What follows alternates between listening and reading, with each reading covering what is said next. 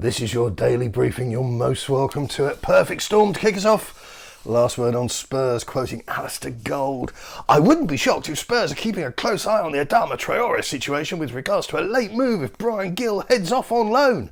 I don't think you can get more different in terms of size and strength than those two players. Thanks for that, Alistair. Proving again you're worth your weight in those precious polystyrene chips. Nottingham Forest isn't a priority for Sergio Reguilon.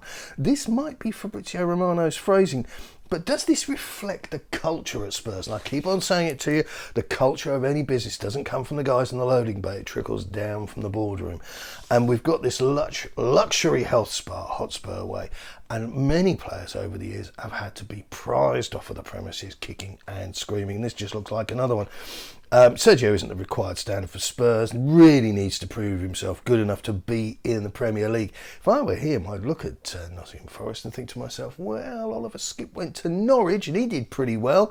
Might give him an opportunity to shine, but is he too comfortable? Is he going to cling on to his contract like it's a life preserver? Interest from Spain and other countries in Harry Winks, that comes from Fabrizio Romano, makes us wonder if Timpsons have branches across Europe. Malinovsky dreams of joining Tottenham, says Fabrizio Romano. Avoid cheese before bed, mate. Spurs have been holding out for €20 million, 16.8 million GBP this summer for Japhet Tanganga. Charlie Eccleshare for The Athletic. This tells its own story. How are AC Milan supposed to commit to a mandatory purchase option in any loan deal if they're nervous, hesitant about going all the way up to 20 million? Bit of Nottingham Forest news here. They're supposedly interested in Japhet Tanganga. I think that makes a lot more sense. I think there's far less of a risk for the purchasing club or the loaning club.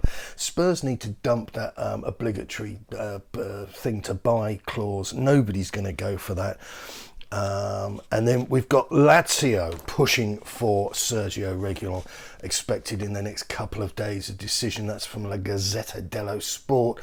Yeah, if he wants to put his tail between his legs, that'll sort him out.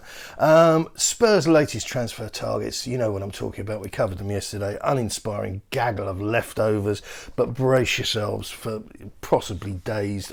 This could go on till the very end of the window.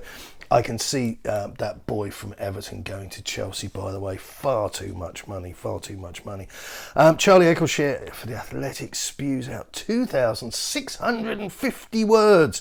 How Tottenham went from the Daniel Show to a modernised recruitment operation, which is basically him telling us that Daniel Levy has stopped interfering, which completely ignores the Jed Spence purchase, completely ignores Richarlison, which, don't give me that toffee that Conte gave us about him being a great player.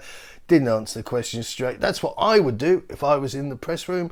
I would say, did you push the button on Richarlison? Was it your idea? Are you responsible? And I've got a feeling that would cause absolute mayhem. Straight answers tend to have that effect in that environment.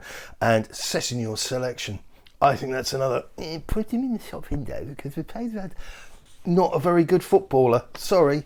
Spurs are awaiting Nottingham Forest at the weekend, and now I'm thinking, is the Japhet Tanganga and the Sergio Reguilon thing the work of sick journalistic minds? Who knows? That's it for now. Good luck. Keep it on them.